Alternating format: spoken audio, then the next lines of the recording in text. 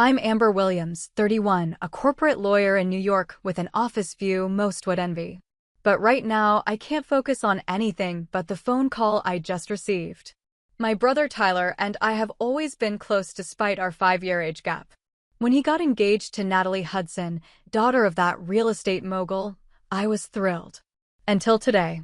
The wedding planner just called, saying so casually it was chilling, "Your family's invitation has been canceled, but we're keeping the deposit." The $65,000 deposit my parents scraped together. Before I tell you how this nightmare unfolded, drop a comment letting me know where you're watching from, hit that like button, and subscribe to follow this journey of betrayal that forced me to choose between family loyalty and my brother's happiness. Growing up in our modest Connecticut neighborhood, Tyler was always my shadow.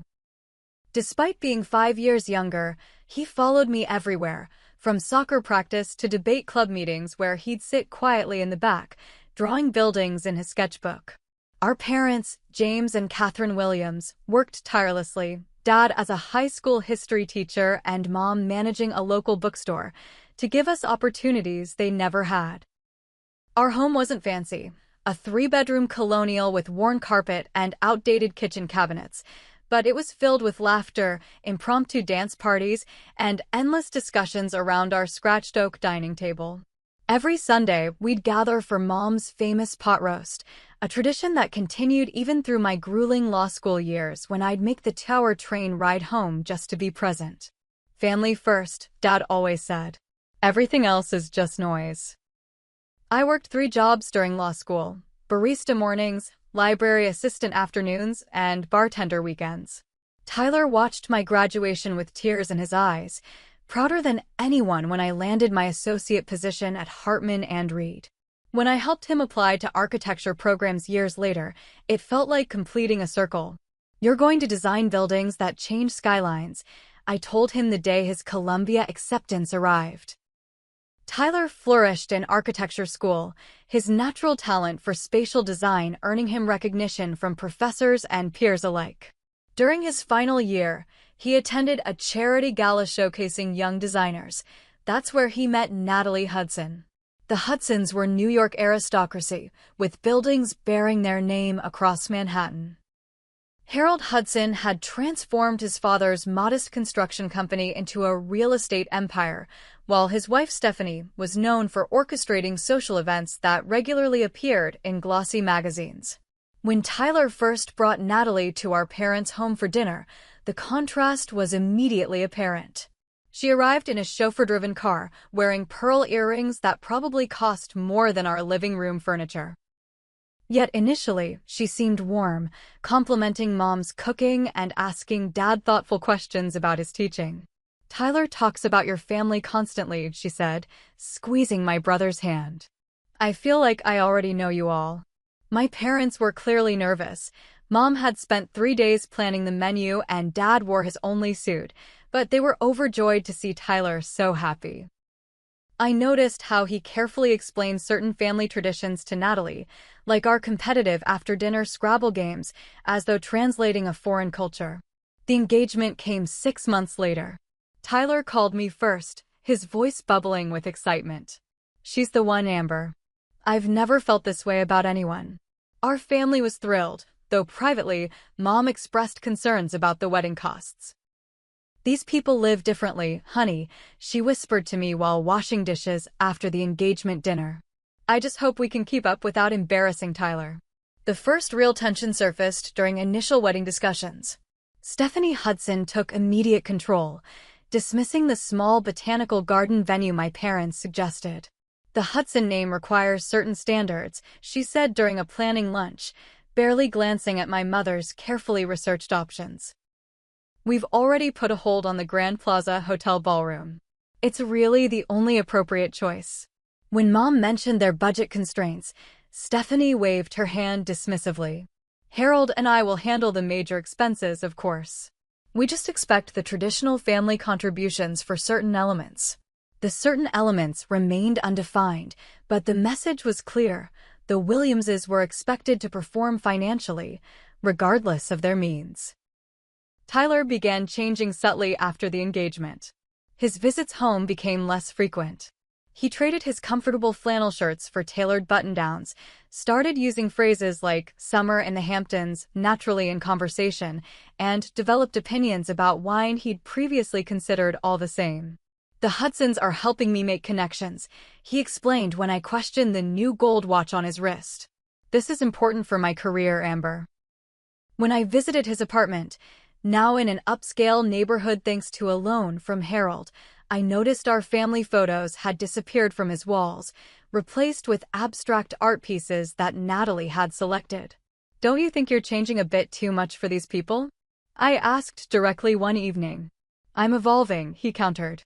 "The Hudsons understand how the world works at a different level. They're helping me see opportunities one never knew existed." What he couldn't see was how each opportunity pulled him further from the grounded, compassionate brother I'd always known. The architectural designs he proudly showed me now featured luxury developments rather than the sustainable community spaces he'd once been passionate about. As wedding planning intensified, Tyler became a stranger, captured in Natalie's orbit and the gravitational pull of Hudson wealth. Our parents noticed, but remained silent, afraid any objection might drive him further away.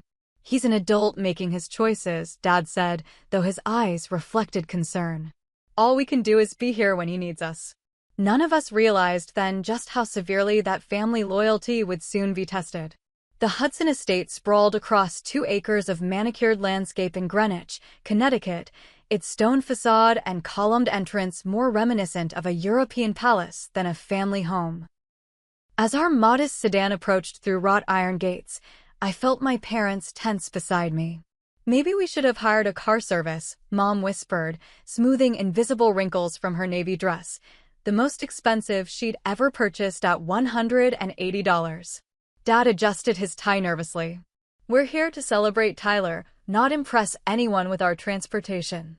Valets in crisp uniforms appeared as we stopped, opening doors with practiced efficiency. Inside, the foyer alone was larger than our entire first floor at home, with a crystal chandelier that cast rainbow prisms across marble flooring. Stephanie Hudson materialized in a cloud of expensive perfume, air-kissing my mother's cheeks without making contact. "Catherine, James, you made it." And Amber, working girl extraordinaire. "How is that little law firm treating you?" "Hartman and Reed is actually one of the top corporate firms in Manhattan," I corrected politely. "How charming," she replied without listening, already gesturing to a server. "Do circulate, everyone's dying to meet Tyler's." Background. The engagement party unfolded like a theatrical production. Professional photographers captured carefully orchestrated moments while a string quartet played in the corner. Guests represented a who's who of New York society, judges, CEOs, even a minor European royal whose title Stephanie mentioned no fewer than 15 times during introductions. My parents tried valiantly to engage, Dad discussing educational policy with a university president while Mom complimented the intricate floral arrangements. Yet I noticed how conversations seemed to evaporate when Hudson's friends realized the Williamses weren't connected. "And what do you do?" a woman in diamonds asked my mother. "I manage Baldwin's bookshop downtown," Mom answered warmly. "Oh. How?" "Industrious," the woman responded, eyes already scanning for a more advantageous conversation. I found Tyler surrounded by Natalie's friends, laughing too loudly at a joke about summer homes. When he introduced us, his posture changed, slightly distancing himself physically, as though our presence might contaminate his newfound social standing. "My sister's the real star," he said, yet the comment sounded rehearsed. "First in our family to attend college. Full scholarship." The way he emphasized full scholarship made it sound like an apology for our presence. During dinner, seated at a table far from Tyler and the Hudsons, I excused myself to find the restroom. Passing a partially open library door, I heard Stephanie's distinctive voice. "Of course we had to invite them, Diane. They're technically family soon. But don't worry, I'm fixing the wedding guest list to be more appropriate. Harold says we simply can't have the Bergdorf crowd mixing with." "Well, you understand." A second voice laughed. "The mother's dress is from last season's Nordstrom sale rack." I recognized it immediately. Tyler's quite the diamond in the rough. Natalie sees potential, and you know how she loves projects. At least he photographs well. White-hot anger propelled me through the door. Excuse me. Stephanie turned, momentarily startled before regaining composure. Amber, we were just discussing seating arrangements. Really? Because it sounded like you were discussing my family as though we're some embarrassing secret. I think you misunderstood, Stephanie replied coolly.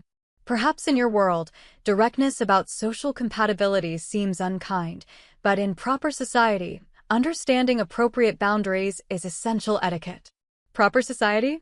Is that what you call judging people based on their bank accounts rather than their character? Your passion is admirable if misplaced, she said with practiced condescension. Tyler understands the world he's entering. Perhaps you should respect his choices rather than creating unnecessary drama.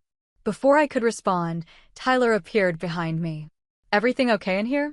Your sister seems upset about wedding planning details, Stephanie offered smoothly. Such an emotional time for everyone. I looked at my brother incredulously. Tyler, she was literally mocking our parents. Don't you have anything to say? His eyes darted between us, conflict evident. But instead of defending our family, he placed a hand on my arm. Amber, you're overreacting. Stephanie's been incredibly generous with wedding planning. Generous? Tyler, open your eyes. These people are my future family, he interrupted sharply. Natalie's important to me. Can you just be happy for us without creating problems? The betrayal stung like a physical blow. Outside on the terrace, I found my parents sitting alone, smiling bravely despite their isolation. Having fun? Dad asked, though his eyes registered my distress immediately. We should leave, I said quietly, explaining what had happened. Mom placed her hand over mine. We're here for Tyler. If enduring a few uncomfortable hours means supporting him, that's what we'll do. But they're deliberately humiliating you.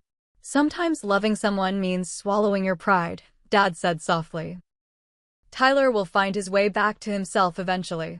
As we prepared to rejoin the party, a man approached our table. Tall with kind eyes that crinkled at the corners, he introduced himself as Mason Carter, Natalie's cousin. I wanted to apologize for my aunt's behavior, he said, sincerity evident in his voice. Stephanie can be difficult at best. That's very kind, Mom replied. Are you enjoying the party? About as much as a root canal, he answered with an unexpected grin. These functions are more performance than celebration. For what it's worth, when Tyler talks about your family, his face lights up in a way it never does when discussing the Hudsons. That small moment of genuine connection provided temporary comfort, but driving home later that night, I couldn't shake the feeling that we were losing Tyler to a world measured in possessions rather than principles. None of us anticipated just how calculated that world would prove to be. 2 months before the wedding, as autumn painted Connecticut in brilliant oranges and reds, Stephanie Hudson invited my parents to lunch at the Westbrook, an exclusive country club where membership applications remained on waiting lists for decades. Mom spent hours selecting an appropriate outfit, eventually settling on a burgundy pantsuit she'd purchased for my law school graduation. This feels important, she told me during our pre-lunch call. Stephanie mentioned finalizing wedding details. What made this timing particularly stressful was Dad's recent health scare. After experiencing chest pains while teaching, he'd undergone a series of cardiac tests revealing a condition requiring ongoing medication and monitoring. While not immediately life-threatening, the medical bills had already exceeded $12,000 beyond insurance coverage, depleting most of their emergency savings. I offered to help financially, but Dad refused. We're managing, he insisted with characteristic pride. Your student loans are priority enough. When my parents arrived at the Westbrook, Stephanie was already seated at a prime table overlooking the golf course, a leather portfolio placed precisely beside her water glass. After perfunctory greetings and ordering, Stephanie recommended the salmon without looking at the menu. She opened the portfolio with theatrical flourish. I thought today we could finalize the family contribution details, she announced, sliding a document across the table. As you know, Wedding traditions are important to the Hudson family. My father, reading glasses perched on his nose, scanned the paper with growing confusion. I'm not sure I understand. This appears to be a contract for $65,000. Stephanie nodded approvingly. Exactly. While Harold and I are covering the majority of expenses, roughly $300,000, tradition dictates the bride's family handles the reception and the groom's family contributes to the rehearsal dinner, flowers, and certain ceremony aspects. $65,000. Mom repeated, voice barely audible. Stephanie, we've been very clear about our financial situation. Catherine, in our circle, this is actually quite modest. The Van Allens contributed nearly twice this amount for their daughter's wedding last spring. Stephanie sipped her water delicately. Of course, if it's truly impossible, we could always scale back to something more appropriate to your means. Though Tyler and Natalie would be so disappointed. The implication hung in the air. Either meet the Hudson's expectations or embarrass Tyler with a wedding beneath his fiancée's social standing. We'll need time to discuss this, Dad said finally. Of course, Stephanie replied, checking her diamond-encrusted watch. Though the vendors require deposits by next Friday. Shall we say Wednesday for your final answer? The contract specifies payment structure, half immediately as deposit, remainder 30 days before the wedding. That evening, I found my parents at their kitchen table, calculator between them, surrounded by bank statements and mortgage documents. You can't seriously be considering this, I said, reading the contract's exorbitant terms. What choice do we have? Mom asked, eyes red-rimmed from crying. This is Tyler's future. His future shouldn't cost your financial security. This is manipulation, pure and simple. Dad rubbed his temples, fatigue etched in every line of his face. We can take a second mortgage on the house. The interest rate isn't terrible. Dad, you're still paying medical bills. This is insanity. Amber, he said quietly, sometimes being a parent means sacrificing beyond reason. If this is what Tyler needs, we'll find a way. Despite my vehement objections, they signed the contract. The first payment, $32,500, was transferred to an account Stephanie provided, draining their retirement savings and maxing out their home equity line. Mom picked up extra shifts at the bookstore while Dad began tutoring after school hours, despite his doctor's recommendation to reduce stress. When I confronted Tyler at his apartment the following weekend, he seemed genuinely uncomfortable but not surprised. It's standard for wedding families to share costs, he said, not meeting my eyes. Standard? Tyler, our parents are taking out loans for this. Dad's health isn't even stable, and they're working extra hours to afford your wedding to people who clearly look down on them. Shame flickered across his face. You don't understand. That's just how things are done in Natalie's circle. Her parents are actually being generous, covering most expenses. Most expenses? The contract literally specifies hand-carved ice sculptures and imported orchids. Who needs that? It's important to Natalie, he said defensively. More important than Dad's health? Than Mom working herself to exhaustion? Than the values our family actually stands for? Tyler paced his designer living room, a space I barely recognized from the cozy apartment he'd once decorated with flea market finds and architecture books. You've always been like this, he snapped. So judgmental about success. Maybe I want more than what we grew up with. Is that so terrible? Wanting success isn't terrible. Abandoning who you are to become someone else's version of successful? That's just sad. His face hardened. You're jealous. You've always been the star. First college graduate, big shot lawyer. Now I'm building something significant, and you can't stand it. The accusation was so absurd, so contrary to our lifelong support of each other, that I physically stepped back. I don't even know who you are anymore, I whispered. Maybe you never did, he replied coldly. Maybe I was always meant for this world, and our family was just holding me back. I left his apartment that day with an ache that felt physical. The brother who had once built me a bookshelf from scratch when I got my first apartment, who called weekly just to share architecture jokes, who teared up giving the toast at my law school graduation, that person seemed to have vanished, replaced by a stranger chasing approval from people who would never truly accept him. As the wedding date approached, our family fracture widened. Tyler stopped attending Sunday dinners, claiming work deadlines, though Instagram showed him at Hampton's parties with Natalie's friends. When he did call our parents, conversations revolved around additional wedding requests. Could they possibly contribute to the honeymoon fund? Would Mom mind wearing a different dress than the one she'd purchased, as it didn't complement the wedding palette? Each request came with implied judgment. Each conversation left my parents more deflated. Yet still they defended him. He's caught between worlds, Mom rationalized. Once the wedding pressure passes, he'll find his balance again. I wasn't so sure. Something fundamental had shifted, and I feared we might never recover the family we once were. The call came on a Tuesday afternoon while I was preparing for a client meeting. Claire Bennett, the wedding planner, had always been coolly professional during our limited interactions.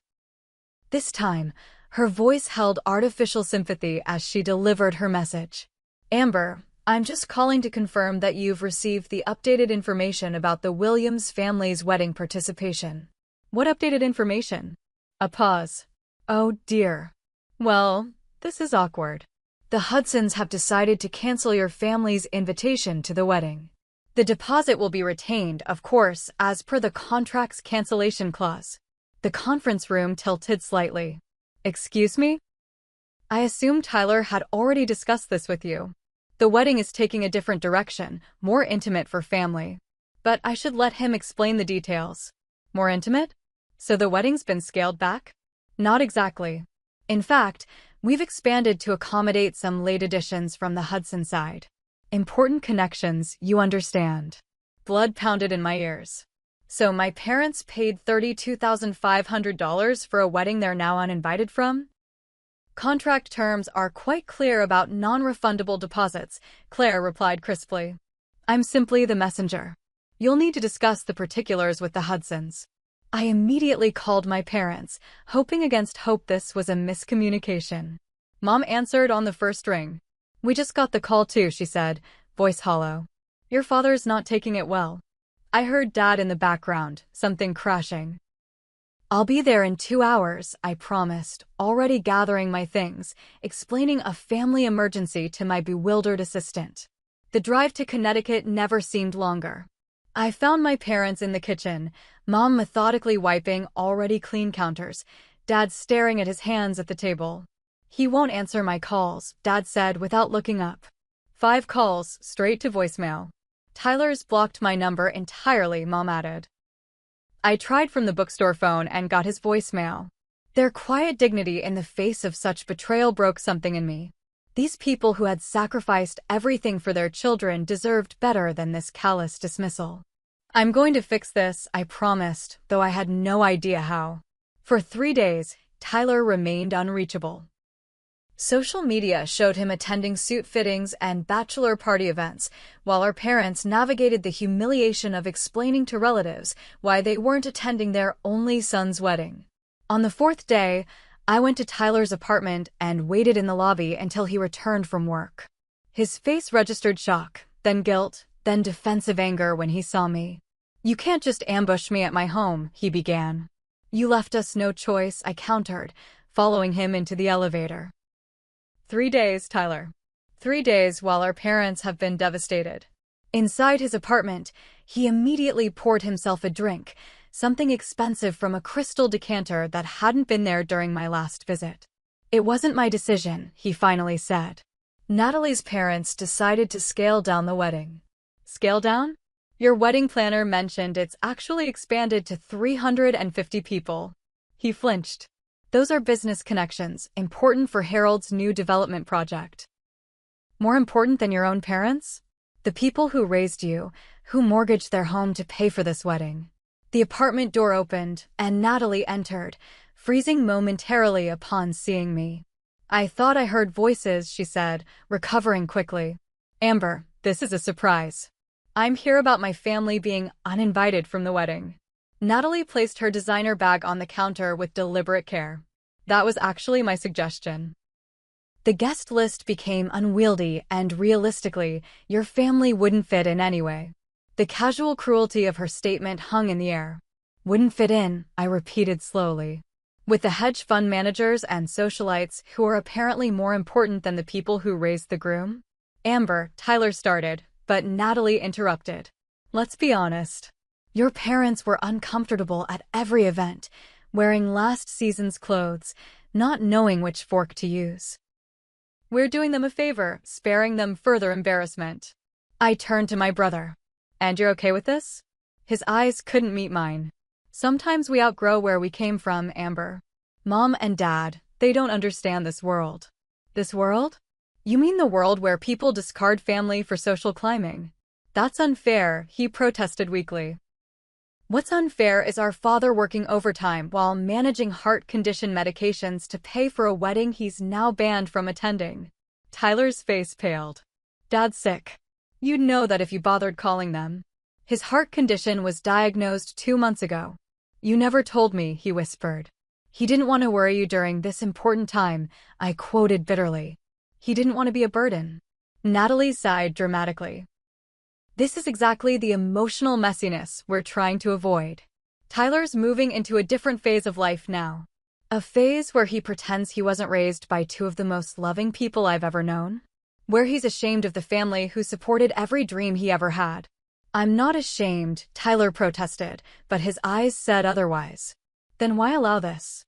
Why not stand up for them? He looked away, swirling his drink. Maybe it's better this way. Less awkward for everyone.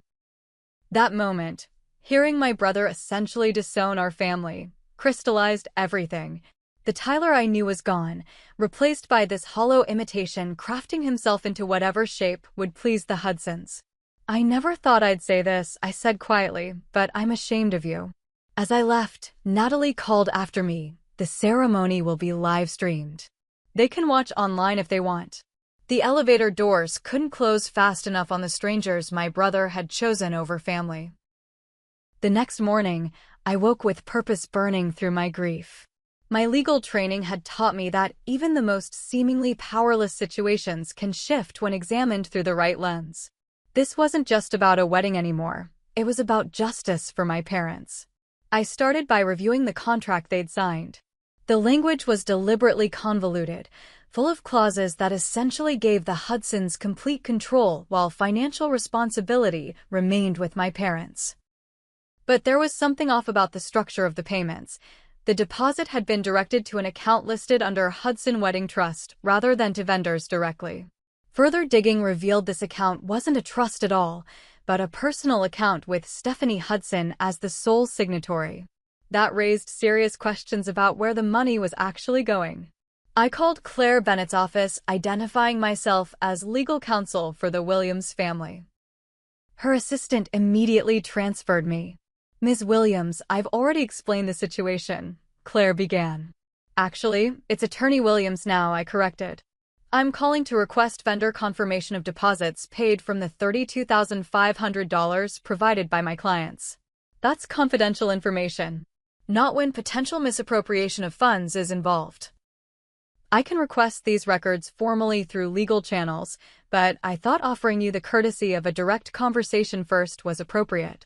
Her tone changed immediately. I simply distribute funds as directed by Mrs. Hudson. I don't track where everything goes. So you can't confirm that the florist, for example, received their deposit from the money my parents provided? Her silence was telling. I'll take that as a no. Expect a formal request for all financial records related to this wedding by end of business today. As I compiled a list of vendors from previous Hudson events covered in society pages, my phone rang with an unknown number. Amber Williams. It's Mason Carter. Natalie's cousin? We met at the engagement party. I remembered him, the only Hudson-adjacent person who'd shown genuine kindness. How did you get my number? Tyler's phone, when he wasn't looking, he admitted. Listen, I heard what happened. It's disgraceful, even by Stephanie's standards. Why are you calling me? Because I think you're investigating and I think I can help. The Hudsons aren't what they appear to be. We arranged to meet at a coffee shop midway between New York and Connecticut. Mason arrived looking nothing like the polished figure from the engagement party, casual in jeans and a faded Harvard sweatshirt, hair slightly rumpled. First thing you should know, he said after ordering, "I'm the family disappointment." Went into environmental law instead of real estate, refused to join the family business. It makes me the Hudson outsider with insider knowledge. And why help my family? His expression turned serious. Because what they're doing to your parents is part of a pattern. The Hudsons are in financial trouble. Serious trouble. That building downtown that was supposed to be their next big development? Construction halted 6 months ago when investors pulled out. So why the extravagant wedding? Appearances. In their world, admitting financial difficulty would be suicide. They're desperately maintaining the illusion of success while scrambling for new investors. This wedding is their way of showing everything's fine. And my parents' money? Mason's expression confirmed my suspicions. Almost certainly not going to flowers or ice sculptures. Over the next week, Mason became my unexpected ally. He connected me with former Hudson business partners who'd had similar experiences, requested investments that disappeared into personal accounts, contracts with hidden clauses that heavily favored the Hudsons. Through a paralegal friend at a firm that had previously represented the Hudsons, I discovered they had changed law firms 6 times in 3 years, leaving unpaid legal bills at each one. Most significantly, Mason introduced me to the Clarks, another ordinary family whose daughter had been engaged to Natalie's brother James 2 years earlier. They had paid a $50,000 family contribution before the engagement mysteriously ended, with no refund. They insisted the contract made it non-refundable, Mrs. Clark explained during our meeting. We couldn't afford to fight them legally. The same thing happened to the Rodriguez family before us, Mr. Clark added. It seems to be their method. Find someone from outside their circle, extract money, then find reasons to end the relationship. I compiled everything into a comprehensive file, working late nights after my regular cases. Mason often brought dinner to my office, becoming a sounding board and research partner. His insight into Hudson family dynamics proved invaluable. Stephanie orchestrates everything, he explained one evening as we sorted documents. Harold's actually not a bad person at heart, just weak. He's terrified of her social ambitions. And Natalie? Learned at her mother's knee. She's dated wealthy men before, but Tyler offers something different, talent she can mold, a fresh face for their social circle. Plus, his architecture background lends legitimacy to their struggling development company. As we worked together, I noticed Mason's quick wit, his genuine outrage on my family's behalf, the way he remembered how I took my coffee. Despite the circumstances, I found myself looking forward to our meetings, appreciating his perspective and principles. "Why haven't you completely cut ties with them?" I asked one night. "You clearly see through the Hudson facade." He considered this, absently twirling a pen between his fingers. "They're still family. And I keep hoping that one day they'll remember the people they were before money became their only value." My grandfather, Stephanie's father, was a public school teacher who built their first house with his own hands. Sometimes I catch glimpses of that heritage in Harold's quieter moments. His loyalty despite disagreement made me reflect on my own situation with Tyler. I understand that. No matter how angry I am at my brother, I still remember who he used to be. The difference, Mason said gently, is that your brother still has a chance to find his way back. My family's been lost for generations. With sufficient evidence gathered, I consulted Eliza Sharma, a law school friend specializing in fraud cases. "This is textbook misappropriation," she confirmed, reviewing our findings. The family contribution was explicitly for wedding expenses, but financial records show it went directly to personal accounts and unrelated business debts. Do we have enough for legal action? More than enough. But first, let's try a more direct approach. Sometimes the threat of exposure is more effective than actual litigation. Together, we drafted a formal letter detailing the evidence and demanding full refund of my parents' money plus damages, with a 48-hour deadline before we would file legal action and contact financial journalists who'd recently been investigating the Hudson Group's troubled projects. The response was immediate, a call from Harold Hudson himself, requesting a private meeting. "Bring your evidence," he said, voice lacking his usual bluster. And please, don't contact any reporters before we talk. The stage was set for confrontation. What remained uncertain was whether Tyler would finally see the truth about the family he was so desperate to join. The Oakmont Country Club exuded old money from its limestone facade to the oil paintings of stern-faced founders lining mahogany-paneled hallways. Mason and I arrived precisely at 7, when the rehearsal dinner would be midway through its second course. My parents had wanted to come, but I insisted they stay home. This might get ugly, I'd told them. Let me handle it. Mason adjusted his tie as we approached the private dining room. Ready? As I'll ever be. The scene inside was exactly as expected, crystal chandeliers illuminating white-clothed tables, centerpieces of imported roses, waitstaff moving silently between guests in evening wear. Stephanie held court at the head table beside Natalie, both resplendent in designer dresses that probably cost more than my monthly salary. Tyler sat beside them, handsome in his tuxedo, but looking somehow diminished among the Hudson grandeur. I caught his eye as we entered, watched shock register on his face. Stephanie noticed immediately, her smile freezing as she gestured to a security guard. I'm afraid we have party crashers, Bernard. Mason stepped forward. They're with me, Aunt Stephanie. The room quieted, conversations halting as guests sensed drama unfolding. Harold Hudson approached quickly, face flushed. This isn't the time or place, he hissed. Actually, it's exactly the right time and place, I replied, voice carrying in the sudden silence. Since everyone's gathered to celebrate, they should know exactly what they're celebrating. Stephanie rose, diamonds glittering at her throat. Security, please remove them. I held up my hand. Before you do that, you might want to consider the file I'm holding. Copies have already been sent to the SEC, the District Attorney's Office, and the New York Times financial desk. That stopped her cold. What is this about? Asked an elderly man I recognized as a prominent judge from Mason's briefing. It's about fraud, I said clearly. It's about the Hudson family extracting $32,500 from my parents, a high school teacher and a bookstore manager, for wedding expenses that were never actually paid to vendors. Murmurs rippled through the crowd. Instead, I continued, that money went directly to Stephanie Hudson's personal account, then was transferred to cover interest payments on the failing Hudson Tower development downtown. Harold stepped forward. These are ridiculous accusations. I have the bank records, I interrupted, opening the file.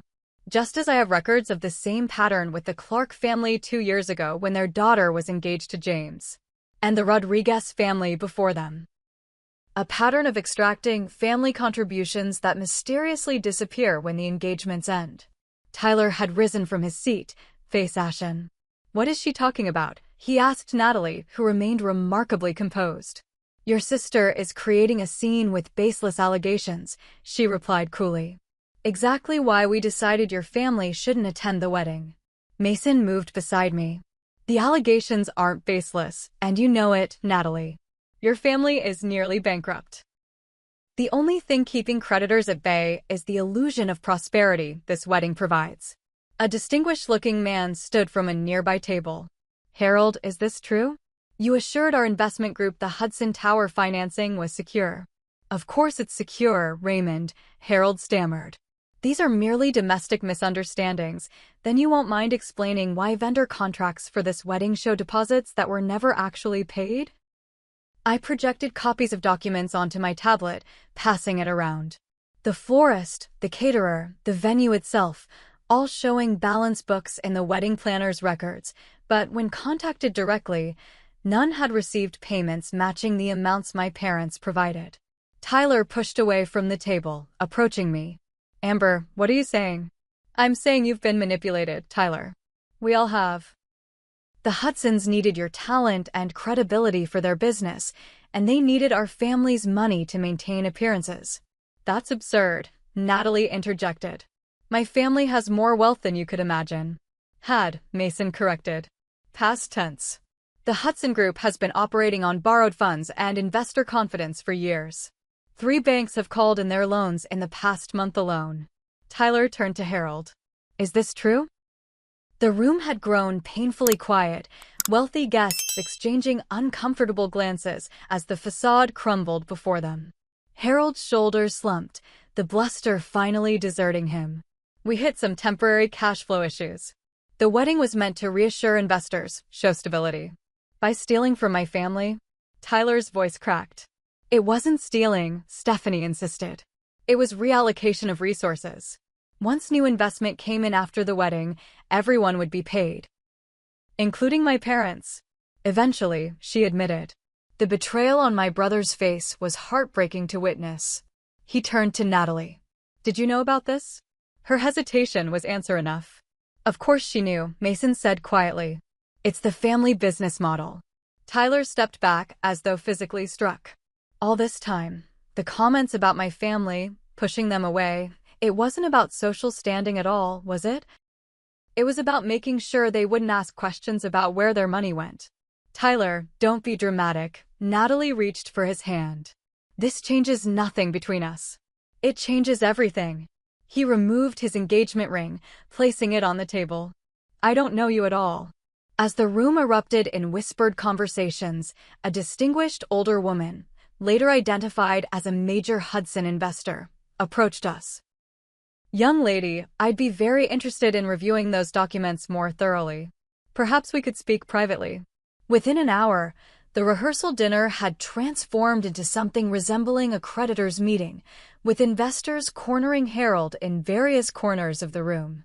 Mason handled most inquiries, directing people to appropriate authorities while I found Tyler sitting alone on the terrace, staring at nothing.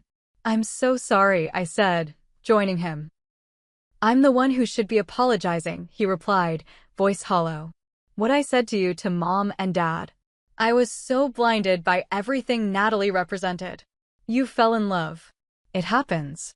Not with Natalie, he said with sudden clarity. With the idea of her world. The connections, the opportunities. I convinced myself I deserved it all, that our family was holding me back. He looked up, eyes red-rimmed. How can I ever face Mom and Dad again?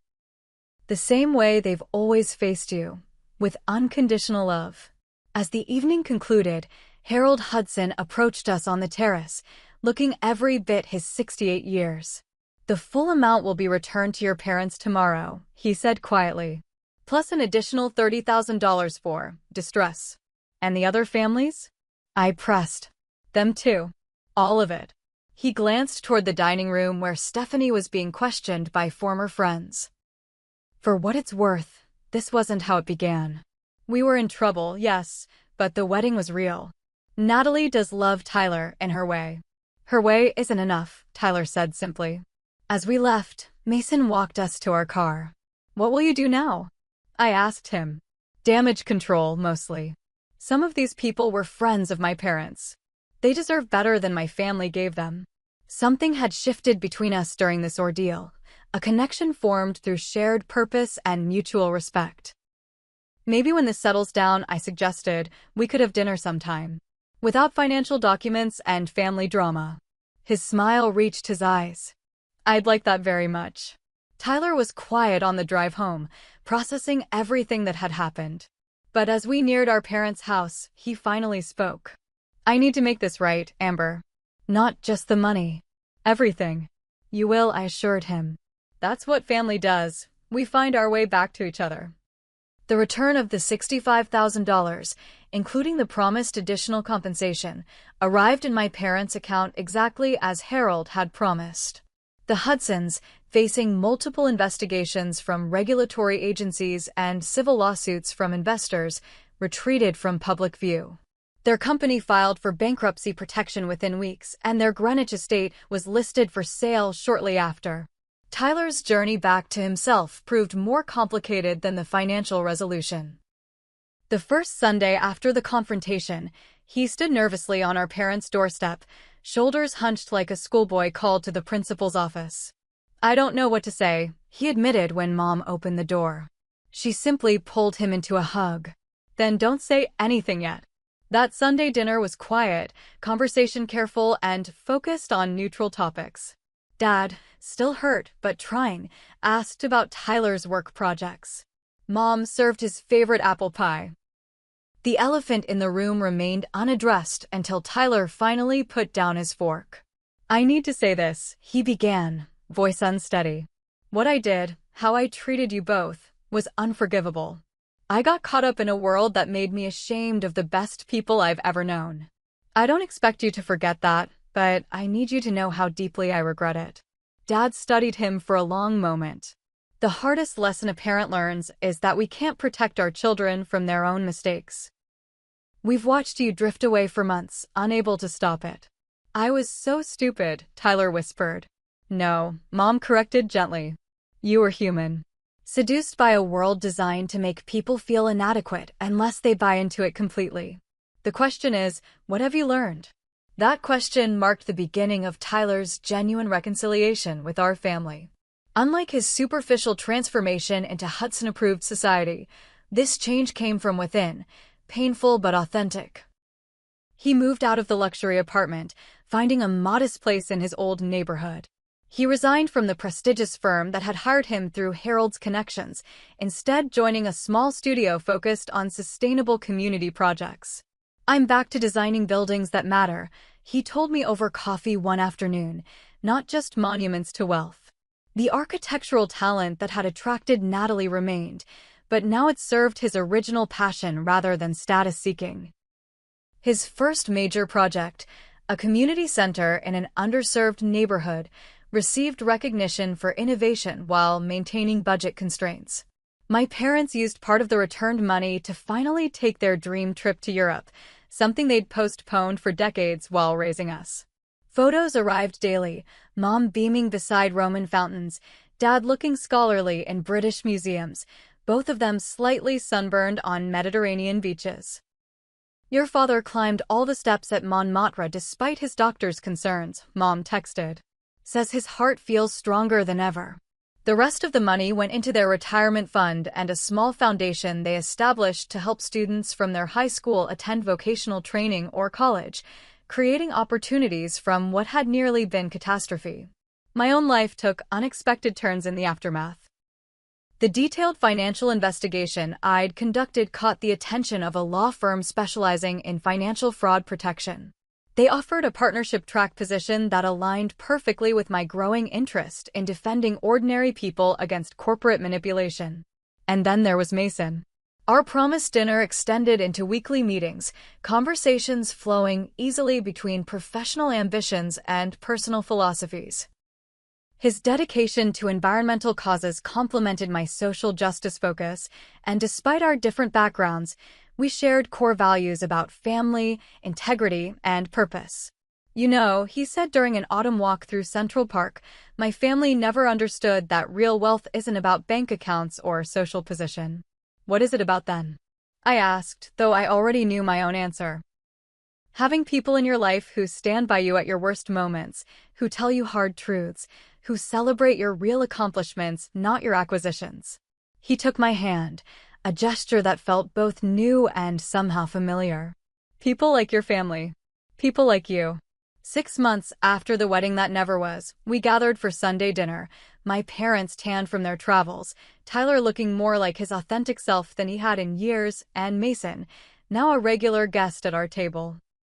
The conversation flowed easily around jobs, community projects, and Dad's new hobby of French cooking inspired by their travels.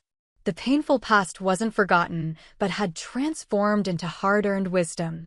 "I got a letter from Natalie," Tyler mentioned as we cleared dishes. "She's in Europe with her mother. Their assets are mostly frozen pending investigations, but apparently some distant relative took pity on them." "Are you okay?" I asked, searching his face for lingering regret. He considered this honestly. "I am.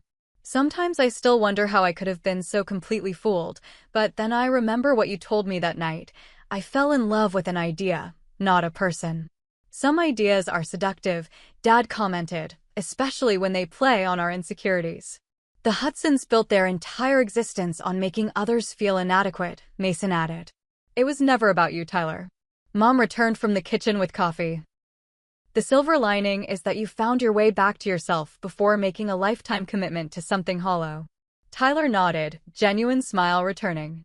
And I've learned that real success isn't measured by the address on your business card or the people at your dinner table. It's about creating something meaningful, being surrounded by genuine relationships. Speaking of creating something meaningful, I said, changing the subject, Mason and I have news. All eyes turned to us as Mason took my hand. We're starting an advocacy group, he explained, providing legal support to families victimized by financial schemes like the Hudsons. Amber's firm is providing pro bono hours, and we've already got 3 cases. The pride in my parents' faces meant everything, not because we were announcing professional success, but because they recognized we were building something aligned with our values. As the evening wound down, I found myself on the porch swing with Dad, watching fireflies emerge in the summer twilight. "You know what I keep thinking about," he said quietly. "What's that?" "How close we came to losing everything that matters by chasing things that don't." I leaned against his shoulder, just as I had as a little girl. "We didn't lose it, though. That's what counts." "No," he agreed. "In fact, I think we found something even stronger." Tested relationships have a certain resilience to them. Looking through the window at my mother laughing with Tyler and Mason in the living room, I knew Dad was right. The journey had been painful, but the family that emerged was more authentic, more appreciative of what truly constituted wealth.